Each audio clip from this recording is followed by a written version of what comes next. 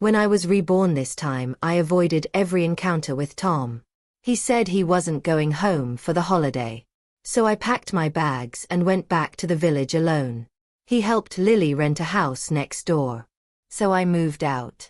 He decided to stay on at the university, so I enrolled at an industrial university in the Northwest. In my previous life when I was old, even our children advised me to divorce him. Also that in 100 years they, the ill-fated couple, could be buried together. Holding the admission letter in my hands, I, a girl who had come from the countryside, almost shed a tear. No one knew that I had been reborn. At the last moment, I changed my university choice to the Industrial University in the Northwest. Even the teacher was puzzled. Didn't you say your fiancé is staying at the university if you go to such a faraway place to study? Can he wait for you? When I mentioned Tom, his tall, handsome figure from his younger days came to mind. Actually, everyone thought I was trying to climb up the social ladder by being with Tom. He was ambitious, good-looking, and now a non-commissioned officer at a military academy, while I was just a girl who had been betrothed to him since childhood because of a village custom which gave me the right to stand by his side. I smiled and replied loudly, "Teacher, now it's all about free love. My betrothal with him was just a remnant of feudal society. And it's no good." Perhaps he hadn't expected me to have such awareness. The teacher patted me on the shoulder, his eyes full of admiration. Leaving the school, I walked home, blending in with the crowd. In my previous life, I didn't even go to college. Because soon after, Tom and I were getting married, and then I quickly became pregnant. I never finished my studies. Not long after Tom stayed at the university, he went to the army. From then on, we were separated by distance. In the outside world, he kept rising in his career. And wherever he went, Lily from the cultural troupe would bring her daughter to follow him. As for me, I was confined to a small world, serving the elderly and taking care of the children. I watched my children go from their first words, always clinging to me, to growing up and slowly distancing themselves, step by step going towards Tom. Later, I even found out about his marriage to Lily's daughter only after the wedding was done. I saw it from an old friend, in the photo, when Tom and his wife were offering tea. The way Tom and Lily smiled at each other, it was filled with affection. Later on, my son even once advised me to divorce him. He said, "Mom, Dad suffered his whole life. If it weren't for you, he would have been with my mother-in-law by now. Mom, no matter how you look at it, you two are not a match. Why can't you just let go?" Even my daughter-in-law was unwilling to see me. But what could I do? I couldn't accept it. I couldn't accept that when my in-laws were bedridden, I had to serve them day and night while he was out enjoying himself. I couldn't accept that when my son got sick and had a fever in the middle of the night, I ran 5 kilometers barefoot to find a doctor, while he was with someone else's woman teaching their daughter how to do homework. I couldn't accept that. I gave up everything for this family, and in the end, he said, they said, everyone said, I wasn't a match for him. Everyone blamed me for not letting go. But I just couldn't.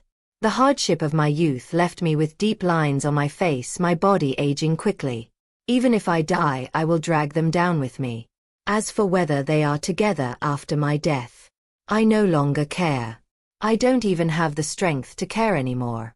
Finally, I died after my son once again urged me to divorce him. He spoke for a long time, and when he saw I remained silent, he angrily left. What he didn't know was, just as he was about to slam the door, my heart condition flared up. I called for him, but he slammed the door without looking back. In that moment, I deeply regretted. Why did I leave him? Why did I waste my whole life for him? But thankfully, I was reborn. Back before I married Tom. Everything is still in time. When I got home, I hid the admission letter and started cooking. This house was a 2-bedroom apartment provided by Tom's workplace. While I was cooking, I found next month's university registration date on the calendar in the living room. I circled it with a red pen. I gazed at the circled number with longing. It would be soon, very soon. Soon I would be free. The food was just ready when Tom came home. As expected, Lily was trailing behind him with the child's sister-in-law. Sorry to bother you again. Lily had fair skin and oval face, and when she wore a bright red coat, it added an indescribable charm. The girl was used to it, and seeing that I had finished cooking, cheered and quickly went to serve the rice. She got a bowl, Tom got a bowl, and Lily got a bowl. But there was none for me. By the time I came out of the kitchen, the three of them were happily chatting at the table, as if they were a family. However, as soon as the food hit their mouths, all three of them simultaneously spat it out. Mom, it's too salty. I leaned against the kitchen doorframe watching Tom hurriedly serve soup for the mother and daughter. But the soup was even saltier. In the end, Lily left in tears. Before she left, she told Tom, maybe sister-in-law doesn't want me here. I won't come over anymore. Tom saw her out and came back with a frown. I ignored him and went straight to the kitchen to stir-fry the vegetables again. You did that on purpose? Tom seemed a little confused. He then started to explain. Before her husband passed, he asked me to take care of her and her daughter. Your cooking is really good. And the child likes it. Seeing that I didn't say anything, Tom shook his head, seeming to give in. Since you don't like it, I won't invite them over for meals in the future. The next day after Tom left, I took out my bundle and prepared to go back to the village for a visit in a couple of days. Although Tom and I were betrothed as children, our families had exchanged tokens and birth dates. If we really wanted to break up, it would require the presence of the village leader to avoid any confusion later on. While packing, I came across the quilts and pillowcases I had secretly embroidered over the past few years. I thought for a moment, then took a bag and packed them along with the new shoes I had made. I headed to the pawn shop at the end of the street. I sold the things I had embroidered over the years for 30 yuan. Though it wasn't much with all the expenses for food and drink at university, this money would be enough to save. Back home, I marked another big X on today's date on the calendar. Only 20 more days. In 20 days, I would be able to leave this place and start my new life. Tom didn't return until late. The food I had made was untouched. I already ate at school, he casually explained. But when I smelled the white tea-like fragrance of his cologne, I knew that while he had eaten, it was probably with Lily and her daughter. He must have known that I'd find it uncomfortable to eat with him, so he ate with them outside before coming home. I silently cleaned up the dishes and went to my room. The room was filled with my high school textbooks and test papers, and since the room was too small, many of them were piled up in the living room. I started tying up the books in the room with a string, planning to tidy the living room the next time Tom left the house. Since I was leaving, it didn't make sense to leave anything behind. As I was cleaning up, I heard a knock on the door. I knew it was Tom. He had always been very polite to me and would never step into my room without my permission. What is it? I didn't want him to see that I was packing, so I asked. There was silence on the other side for a moment, then he said, I'm writing the marriage report. Can we set the wedding date for the 9th of next month? The 9th of next month was the day Tom and I had married in my previous life. I glanced at the packed bundle and replied lightly, marriage is a big deal. I'll go back tomorrow and ask for their opinion. There was silence outside for a long while. And finally I heard his footsteps walking away. I breathed a sigh of relief and leaned back against the headboard. The truth was, with his current status, he didn't need to consult his family to file a marriage report. Since my parents had passed when I was young, his family had taken me in because of the betrothal. So in everyone's eyes, I had long been part of the Jiang family. The marriage report was just a formality. Moreover, he was handsome, successful, and treated me well. Anyone could tell that my heart had already fallen for him. I truly owed the Jiang family. But no matter what, I had already repaid that debt in my previous life. This time, I owed them nothing. In this life, I was going to walk my own path. A path that didn't include Tom. The next morning, to my surprise, Tom had already made breakfast. It was my favorite fried egg and ate treasure porridge. This was something I had rarely seen him do. In the 3 years I had been here for school. I silently sat down. At the table the only sound was the occasional clink of the spoon against the bowl. "I'll take a leave and go back with you," Tom suddenly looked up and said. I was startled and instinctively shook my head. "I'll drive you back. It's not safe for you to go alone." He frowned and glanced at me. I was about to make up an excuse to refuse, but then I saw a little girl run in through the door. Godpa, the little girl had 2 pink butterfly bows on her head, and as soon as she entered, she rushed straight into Tom's arms. "Emma, why are you here? Where's your mom?" Tom instinctively looked outside. Emma carefully looked up at me from his arms. "Mom said Auntie doesn't like her, so she didn't dare come." I quietly looked at this girl who in my previous life had never appeared before me after marrying my son. Though she was only 3, she already looked like a beautiful girl. Despite being 4 years older than my son, he still treated her mother and daughter like royalty. Tom naturally hurried off with Emma because she said Lily wasn't feeling well. Tom didn't leave a word, just rushed off with the child. I sneered. Well, at least I didn't need to worry about how to find an excuse to leave on my own. I took out my pen, went back to the calendar, and put a big cross over today's date. Only 19 more days. I quickly gathered up all the books in the room, then took all my notebooks, books and test papers in the living room and tied them together. After I sold everything, I had 13 yuan in hand, and I set off on my way back to the village. I was going back today to cancel my marriage with Tom. Though my in-laws had always treated me kindly, convincing them to break off the engagement wouldn't be that hard. All I had to do was tell them that Tom was about to soar to new heights. And as for me and him, we weren't suited anymore. The yard in the countryside was quiet and dull. A small bonfire burned in the yard, with mosquitoes buzzing around it. I sat under the mud wall pressing tobacco leaves with a wooden board, and cutting them into thin strips with a machete. My uncle and aunt sat silently on the doorstep. After a long while they sighed deeply and with a kind but stern tone. My aunt said, "Amy, even if he has someone else in his heart, you and he have a marriage contract. If he dares not marry you, I will make him regret it. Your parents are gone. And before they left they asked us to take care of you." This, sigh. Seeing that I remained silent, they exchanged glances before helplessly saying, "Why are you so stubborn? Come on. Let's go to the commune." I silently followed them. The commune issued the certificate, and the engagement tokens were returned in front of several elders who had witnessed the betrothal. I sighed softly as I supported my uncle and aunt back home. I knew they meant well for me. Logically, Tom was highly regarded by everyone now, and even his own parents couldn't understand why I insisted on breaking off the engagement. But I couldn't explain. I couldn't tell them that in my previous life, I had suffered enough and that their only son had been born to Lily and given to them as their family, while I had remained a solitary figure my entire life. The engagement was successfully dissolved. My uncle and aunt said, "From now on you are our daughter."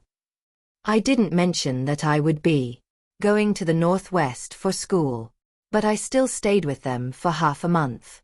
When I left, they sent me all the way to the village entrance. They kept talking, telling me to treat their house as my home and to come back to visit.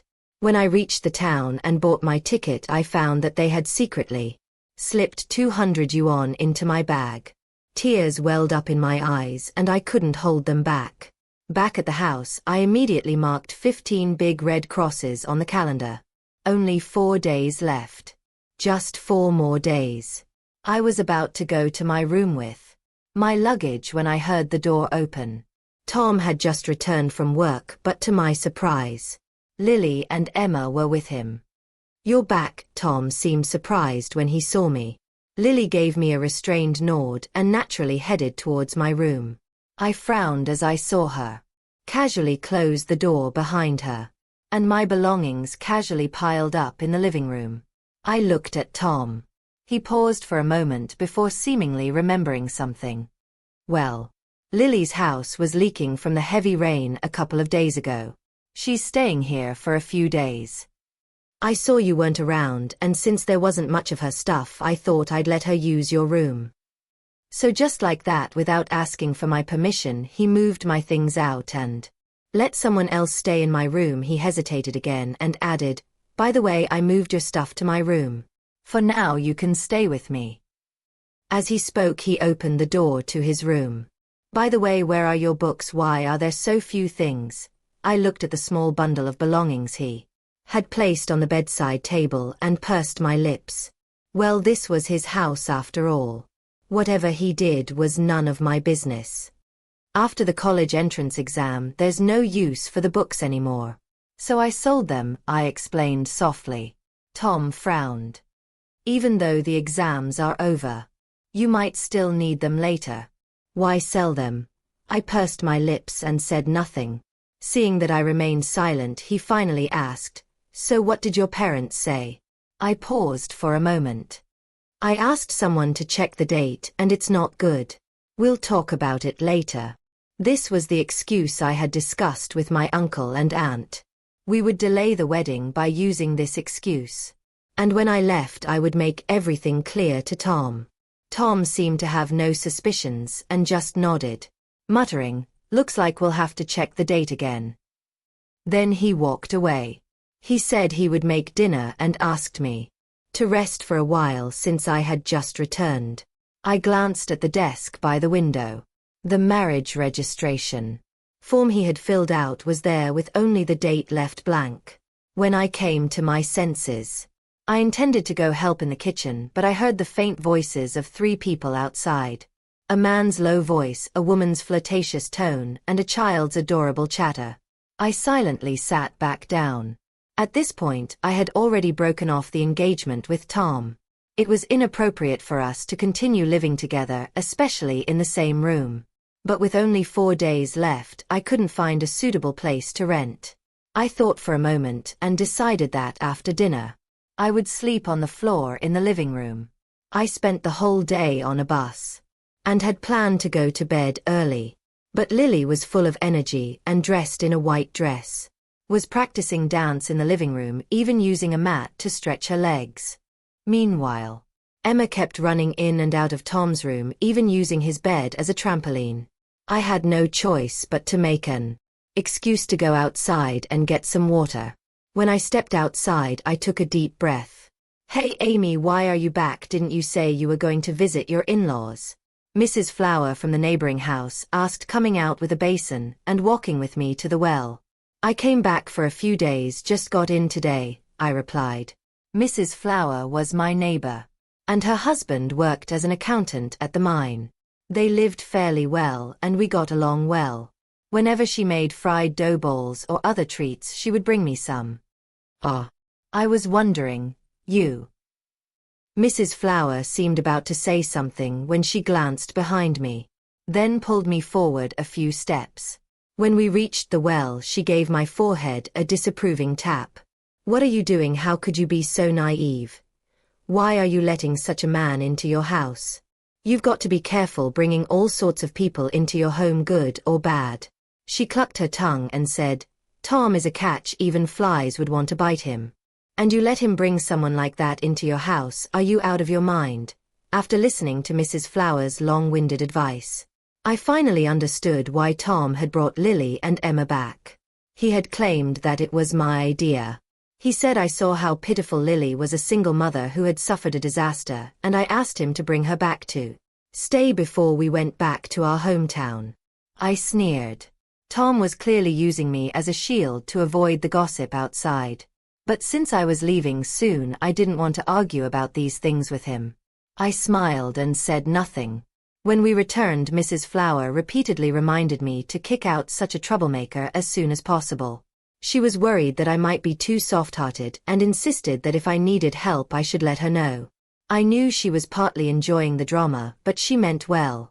When I got back to the house, the living room was empty. I grabbed some clothes to go to the bathroom, only to find that there were suddenly Many feminine items that didn't belong to me.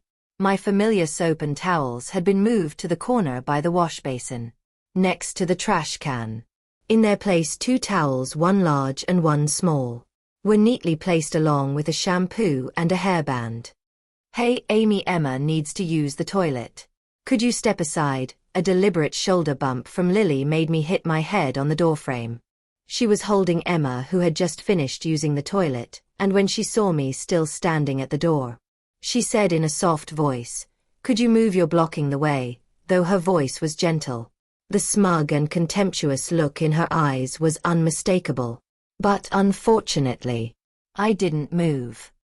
"Apologize," I said coldly. Lily was taken aback, clearly not expecting me to act so indifferent. But she had a good daughter. Emma didn't like me. And when she saw the atmosphere was off between her mother and me, she suddenly rushed forward and shoved me with all her strength, crying loudly, you're bad, you're bullying my mommy." Tom heard Emma crying and rushed out of his room. "What happened? What's going on?" Tom quickly took the child in his arms, while Lily's eyes reddened. "It's my fault." Emma was in a hurry to go to the bathroom. Since Amy was in the way, I asked her to move, but Tom disapproved of me and glanced at me. Though he didn't say anything in front of Lily, he comforted Emma. "Don't cry. Don't cry. I'll talk to Auntie and ask her to apologize to you, okay?" He carried Emma back into his room, where he promised to give her some candy to calm her down. Lily shot me a half smile as she followed Tom inside. As I listened to Emma's loud cries slowly fade away, I finished my shower expressionlessly, gathering my belongings into the wash basin. When I went back to my room, Lily and Emma were already gone. On the bedside table, a box of brightly colored candies was left behind, clearly meant for the child. When Tom saw me come in, he froze while packing up his things. "Sit down." I could tell from his expression that he wanted to have a serious talk with me, explaining what it means to care for a child, not to argue with a kid, and maybe ask for an apology, or something along those lines. I complied and sat down, took out a piece of tissue, and dabbed the wound on my head, then handed it to him. The red stain on the tissue was quite noticeable. Tom's words caught in his throat, his face turning pale, clearly uncomfortable. "I'll sleep in the living room tonight." I grabbed a blanket and headed for the door. "Wait." Tom grabbed me by the arm. "Why go out? You can sleep in the room." He thought I was angry about the incident earlier, and sighed as he pulled me back in. "Emma's still a child, and Lily didn't mean to. You're the adult here. Don't argue with a child. She's a guest here. I know you don't like Lily, but she's not having an easy time. Don't be so petty, all right," I sneered. "So you brought her back and said it was my idea?" Tom froze, opening his mouth to speak, but no words came out. I smiled. No matter how grandiose the excuses, the inner restlessness and filthy thoughts were impossible to hide. Out of respect for our elders, I didn't want to ruin his career. But this was all I could do. That night Tom made a bed on the floor in the living room. The next day I woke up early, packed my things, and planned to find a good hotel before coming back for my luggage. As I opened the door, I saw that Tom had already prepared breakfast. As soon as Emma saw me, she snorted and moved the food toward herself and Lily. Tom, holding a fried egg, smiled at me. "You're up, come on." I made fried eggs. He turned around and saw the food in front of Emma and Lily, giving an awkward smile. "Good girl, Emma, can you share some with Auntie?" I didn't respond to them. I just walked straight out of the room. The only hotel nearby was just down the street. I booked the cheapest room, 21 yuan for 3 days. After paying the rent and deposit, I stopped by a breakfast shop to get some buns and fried dough sticks. When I returned, I found that my packed bundle had been opened and everything was tossed around. My admission notice had been taken out by Emma, who was now playing with it, making paper airplanes. My mind went blank. "What are you doing?" I grabbed the admission notice back, and Emma was startled, falling off the table. Her loud cries attracted Lily from the other room. "What's going on? Who told you to bully Emma? Lily pushed me hard and rushed to pick up the child. I trembled with rage, carefully opening the admission letter. Bully her? You should be looking at what she did. Who told you to touch my things? Get out.